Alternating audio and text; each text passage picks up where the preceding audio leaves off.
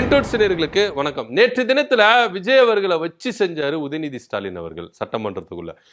எல்லாரும் நினைச்சு பார்த்திருக்க மாட்டாங்க, என்னையா மனுஷனை இப்படி வச்சு புரட்டி புரட்டி எடுக்கிறாரே அப்படின்னு. ஆனா சும்மா இருப்பாரா முதலமைச்சர் விஜய் அவர்கள்? உடனே ஸ்ட்ரெயிட்டா என்ன பண்ணாரு, சட்டமன்றத்துல பதில் அளிக்க மாட்டேன், நான் வீட்டுக்கு தான் போய் பதில் அளிப்பேன் அப்படின்னு சொல்லிட்டு வீட்டுக்கு போனோன்னு ஒரு அறிக்கை ஒன்று வெளியிட்டாரு. ஏன்ப்பா சட்டமன்றத்தில் பேசுனது நீங்க சட்டமன்றத்திலேயே பதிலடி கொடுத்துருக்கலாமே, ஏன் சட்டமன்றத்தில் பதிலடி கொடுக்கல அப்படின்னா, இந்த விஷயத்தெல்லாம் நோட் பண்ணி அங்கே எழுதி கொடுக்குற ஒரு டீம் இருக்குல்ல, விஜய் அவர்களுக்கு ஸ்கிரிப்ட் எழுதுகிற ஒரு டீம் இருக்குது. இன்னைக்கு நேற்றுக்கு இல்லை, அவர் என்னைக்கு கட்சி ஆரம்பித்தாரோ அன்னிலேருந்து ஸ்கிரிப்ட் எழுதுகிற டீம் என்ன கொடுக்குதோ, அவங்க என்ன ஸ்கிரிப்ட் கொடுக்குறாங்களோ அதை தான் என்ன பண்ணுவார், அவர் வாசிப்பார். ஏன்னா சட்டமன்றத்துக்குள்ளே நீங்கள் ஆள் வச்சுருந்தீங்கன்னா உடனே என்ன பண்ணியிருக்கோம், அந்த ஸ்கிரிப்ட் கையில் கிடச்சிருக்கும். ஸோ வீட்டில் இருக்கிற டீம் என்ன பண்ணியிருக்காங்க, இங்கேருந்து போகிறதுக்கு டைமாக இருக்குல்ல, அதுக்குள்ளே அவங்க ஸ்கிரிப்ட் ரெடி பண்ணி வச்சுருந்தாங்க. உடனே என்ன பண்ணிட்டாங்க, விஜய் தரப்புலேருந்து அதை ரிலீஸ் பண்ணியிருக்கிறாங்க. அதில் சொல்லியிருக்கிறாரு, சரி ஓகே எங்களுக்கு இத்தனை பெரும்பாலான மக்கள் எங்களை எதிர்த்துருக்கிறாங்க அப்படின்னு சொல்லிடுறாரு. உங்களை இத்தனை பர்சன்டேஜ் எதிர்த்துருக்காங்க, கிட்டத்தட்ட 25% உங்களை எதிர்த்துருக்காங்களே, நீங்கள் எதிர்கட்சி தான் உட்காந்துருக்கீங்க அப்படின்னு சொல்லிட்டு உதயநிதி பேசுனதுக்கு எல்லாத்துக்கும் அவர் என்ன பண்ணார், பதில் கொடுத்தாரா அப்படின்னா பதிலெலாம் கொடுக்கல. ஒரு சில விஷயங்களுக்கு மட்டும் தான் பதில் கொடுத்தார். உதயநிதி ஸ்டாலின் அவர்கள் நிறைய குற்றச்சாட்டுகளை முன்வைத்தார், ஆனால் அதுக்கெல்லாம் பதில் சொல்லவே இல்லை. இதுக்கு எதுக்கு சிஎம் சார், நீங்க சட்டமன்றத்துக்குள்ள நடந்த விவகாரத்தில் சட்டமன்றத்துக்குள்ளே நீங்க பதிலடி கொடுத்திருந்தா ஒரு ப்ராப்ளம் முடிஞ்சிருக்குமே. வீட்டுக்கு போய் தான் நீங்க பதில் கொடுக்கணும்னா, அப்போ சட்டமன்றத்தில் கேட்கப்படுற கேள்விக்கெல்லாம் சட்டமன்றத்தில் விஜய் பதில் சொல்ல மாட்டாரா? வீட்டுக்கு போயிட்டு தான் பதில் சொல்லுவாரா? இப்போ மாணிக்க கோரிக்கை வருது, மாணிக்க கோரிக்கையில பல கருத்துக்களை எதிர்கட்சிகள் முன்வைப்பாங்க.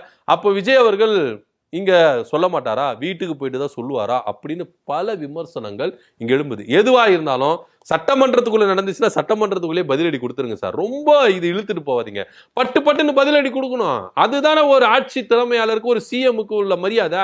நீங்க வீட்டுக்கு போயிட்டு பொறுமையா சொல்லுவேன்னா, நீங்க என்ன பண்ணுங்க, சட்டமன்றத்துக்குள்ளேயே இந்த பண்டித் அவர்களுக்கு என்ன பண்ணுவீங்க, உங்க ஜோசியருக்கு ஒரு அப்பாயின்மெண்ட் போட்டு கொடுத்து நீங்க வச்சுக்கணும் அப்படின்னு நினைச்சீங்களே, அந்த மாதிரி உங்களுக்கு ஸ்கிரிப்ட் எழுதி கொடுக்குறவங்களுக்கு என்ன பண்ணுங்க, சட்டமன்றத்துக்குள்ளேயே ஒரு வேலையை போட்டு கொடுத்துட்டு அவங்க அங்கேயே உட்கார வச்சுக்கோங்க. சட்டமன்றத்தில் எதிர்கட்சி அங்கேருந்து கேள்வி கேட்பாங்க, அதுக்குள்ளே இங்கே டைப் பண்ணி எழுதி கொடுத்துருவாங்க. ஸ்பீடாக நீங்கள் என்ன பண்ணிடலாம், உடனே என்ன பண்ணிடலாம், பதிலடி கொடுத்துடலாம். இதுக்குன்னு வீட்டுக்கு போயிட்டு ப்ரிப்பேர் ஆகி கொடுக்குறது டைம் எடுத்துக்குது விஜய் சார். அதனால பார்த்தீங்கன்னா இது ரொம்ப ஜவ்வு மாதிரி இழுத்துட்டு போகுது. இப்போ எதிர்கட்சி தலைவர் பவர்ஃபுல்லாக ஒரு கேள்வி கேட்குறாருன்னா, முதல்வராக இருக்கும்போது நீங்க பவர்ஃபுல்லா அவரை அடிக்க வேண்டாமா? வீட்டுக்கு போயிட்டு ஆற போட்டு அடிப்போனா என்ன விஜய் சார், இது நல்லாவே இல்லை அப்படின்னு கூட பல பேர் என்ன பண்றாங்கன்னா புலம்புறாங்க. ஆனா எப்படியா இருந்தாலும் எதிர்கட்சி தலைவர் உதயநிதி ஸ்டாலின் அவர்கள் கொடுக்கிற பிடிக்கு தாக்கு பிடிக்க மாட்டேங்கிறார். வீட்டுக்கு போயிட்டு ஒரு குழுவை வச்சு, என்னப்பா உதயநிதி ஸ்டாலின் அவர்கள் இப்படி பேசி இருக்கிறாரு, என்ன கேள்வி கேட்டு இருக்கிறாரு, என்ன பதிலடி கொடுக்கலாம், நீங்க சொல்லுங்க, நீங்க எழுதுங்க அப்படின்னு டிஸ்கஷன் பண்ணிட்டு எழுதிட்டு அதுக்கப்புறம் அறிக்கை கொடுக்கறது ரொம்ப லேட் ஆகுது சார்.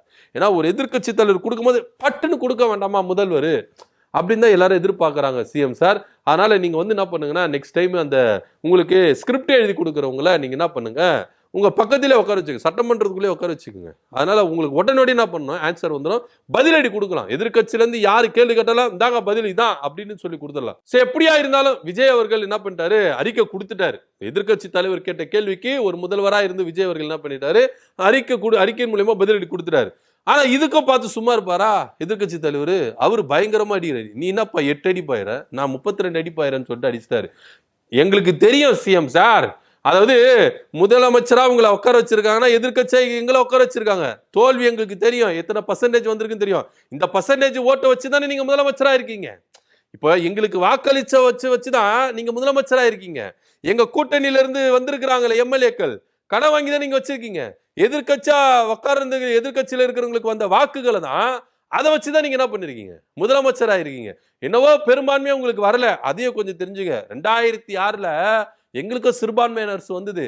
ஆனா அப்போ எங்க தலைவர் கருணாநிதி அவர்களே ஆளுநர் மாளிகைக்கு போயிட்டு என்ன பண்ணல, பதவி வெறியில போயிட்டு வரல. ஆனா நீங்க 4 முறை போயிட்டு வந்தீங்க. இன்னும் சொல்ல போனா ஆளுநர் பர்மிஷனே கொடுக்கல, இவரு போயிட்டாரு, ஆளுநர் மாளிகை வரைக்கும் போயிட்டாரு, பர்மிஷன் கொடுக்கல சார் அப்படின்னு சொல்லிருக்காங்க. அப்படியே யூட்டர்ன் அடி வண்டிய யூட்டர்ன் வச்சுன்னு வந்தாரு. ஸோ இந்த அளவுக்கு இப்போ ஒரு சிஎம் இருக்கிறாரு, கான்வாயெல்லாம் இருக்குது, எல்லாமே இருக்குது, இவர் தான் அடுத்து சிஎம்மா பதவி இருக்க போறாரு, எல்லாம் ஓகே. அப்போ ஆளுநர் மாளிகை தகவல் கொடுக்காம போயிருப்பாங்க. தகவல் கொடுத்து அங்க வாங்க அப்படின்னு சொன்னாதானே இவர் போகணும். அங்க தகவல் கொடுக்கறதுக்கு முன்னாடியே இவர் கிளம்பி போயிட்டாரு. பதவி ஏத்துக்கணும் அந்த வெறி அப்படின்றதுனால போயிட்டாரு. அங்க பர்மிஷன் கொடுக்கல சார். ஐயோ நாங்க கேட்டு கிட்ட வந்துட்டோங்க, நாங்க என்ன சார் பண்ண முடியும், யூட்டர்ன் அடிங்க சார் அப்படின்னு சொன்னீங்க. யூட்டர்ன் அடிச்சாங்க. யூட்டர்ன் அடிச்சு வீட்டுக்குள்ள போய் உக்காரல, போன் வருது, பர்மிஷன் கொடுத்துட்டாரு, நீங்க கிளம்பி வரலாம் அப்படின்னு. உடனே கிளம்பி வர்றாரு. ஸோ இந்த மாதிரி ஒரு நாடகங்கள்லாம் நம்ம என்ன பண்ணோம் பார்த்துட்டு இருந்தோம். ஸோ அந்த அளவுக்கு சிஎம் சாருக்கு வந்து பதவி வெறியா இருந்தது. ஆனா எங்களுக்கு அப்படி இல்லை அப்படின்றத டிட்டோவா என்ன பண்ணிருக்காரு, திரும்ப எகிரி அடிச்சிருக்கிறாரு உதயநிதி ஸ்டாலின் அவர்கள். சிறுபான்மை அரசு தான். ஒவ்வொரு எம்எல்ஏக்கள் கிட்ட போய் நாங்க கெஞ்சில, கடன் வாங்கல, கூட்டணி கட்சி தலைவர்களோட பங்கு கொடுக்காம, அமைச்சரவையில பங்கு கொடுக்காம திமுக கெத்தா உக்காந்தது. மெஜாரிட்டி இல்லாத அரசு, கூட்டணி கட்சி தலைவர்கள் ஆதரவு கொடுத்தாங்க, நாங்க மினிஸ்டர் பதவியை தாரவாக்கல, எல்லாத்திலயும் திமுக தான் இருந்தது. பவர்ஃபுல் மிக்க தலைவரா, பவர்ஃபுல் மிக்க ஆட்சியா திமுக இருந்தது அப்படின்றத சுட்டி காட்டி இருக்கிறாரு நம்மளுடைய எதிர்கட்சி தலைவர் உதயநிதி ஸ்டாலின் அவர்கள். இதுல உதயநிதி ஸ்டாலின் அவர்கள் சொல்றதை உன்னிப்பா கவனிச்சிடும். குதிரை பேர் ஆட்சி நாங்க நடத்தல, சோப்பா அரசியல் நாங்க பண்ணல, எம்எல்ஏக்களை கடன் வாங்கல, கெத்த நாங்க உக்காந்தாங்கய்யா அப்படின்னு சொன்னோம். இப்ப கூட 2026 நாங்க தோத்துட்டோம் தான், இல்லைன்னு சொல்ல வரல. அதை நாங்க மக்கள் தீர்ப்பை தலைவணங்கி நாங்க ஏத்துக்கிறோம், அதுல எந்த வித மாற்றுக்கிறது இல்லை. ஆனா சட்டமன்றத்துக்குள்ள உங்க வாயாலேயே திராவிட மாடல் அரசு கொண்டு வந்த திட்டங்களை செயல்படுத்துவேன்னு சொல்ல வச்சோல்ல, அங்க நிக்கிறையா திமுக, பாத்தீங்களா திமுக பவர அப்படின்னு பகிரங்கமா விஜய் அவர்களுக்கு சட்டமன்றத்துல கேள்வி கேட்டு லெப்ட் ரைட் வாங்கினாரு. விஜய் அவர்கள் அங்கேயே பதில் சொல்லாம வீட்டுக்கு போயிட்டு அறிக்கை மூலியமா என்ன பண்ணாரு, ஒரு பதில் கொடுத்தாரு. அந்த அறிக்கையை தக்க பதிலடி கொடுப்போம் அப்படின்னு சொல்லிட்டு சம்பவம் பண்ணிருக்கிறாரு உதயநிதி ஸ்டாலின் அவர்கள் அப்படின்றதான் இங்க பார்க்கணும். சோ எப்படியா இருந்தாலும் திமுக கொடுக்கிற நெருக்கடிக்கு விஜய் அவர்கள் எந்த அளவுக்கு தாக்கு பிடிப்பாரு. இன்னைக்கு சோசியல் மீடியாக்கள்ல விஜயின் கட்சியினுடைய ஆதரவாளர்கள் சரி, சிஎம் சாருடைய ஆதரவாளர்கள் எல்லாருமே என்ன பண்ண கதறாங்க. என்னங்க ரேங்கிங் எல்லாம் பண்றீங்க, அவர் இப்பதாங்க கத்துக்குட்டி வந்திருக்கிறாருங்க, புதுசு இல்ல, அதுக்குள்ளேவா இப்படி போட்டு அடிப்பீங்க அப்படின்னு சொல்லிட்டு கதறாங்க. எப்பா இதெல்லாம் தெரிஞ்சுக்கின்னு தான்ப்பா உள்ள வந்திருக்கணும். தெரியாம சும்மா ரசிகர் முகத்துல வந்துட்டு ஜென்சி கிட்ஸை வச்சுக்கிட்டு நீங்க சோசியல் மீடியாக்கள்ல இன்ஸ்டாகிராம்ல ரீல்ஸ் ஆட்சியை நடத்திக்கிட்டு நிஜத்துல வந்து ஆட்சி நடத்தணும்னா இப்படி நெளிவு சுழிவெல்லாம் இருக்கணும். இதுக்கே இப்படின்னா சட்டமன்றத்துக்குள்ள சட்டப்பேரவை கூடும்போது மானிக்கை கோரிக்கை இருக்குது, பல விவாதங்கள் நிகழ்ச்சிகள் இருக்கு, இதெல்லாம் சிஎம் சார் எப்படி தாக்கு பிடிக்க போறாரு அப்படின்னு பார்க்கணும். ஸோ அதிரடியா ஆக்ஷன் எடுக்கிறாரு, எல்லாம் பண்றாரு, எல்லாம் செய்யறாரு, ஓகே.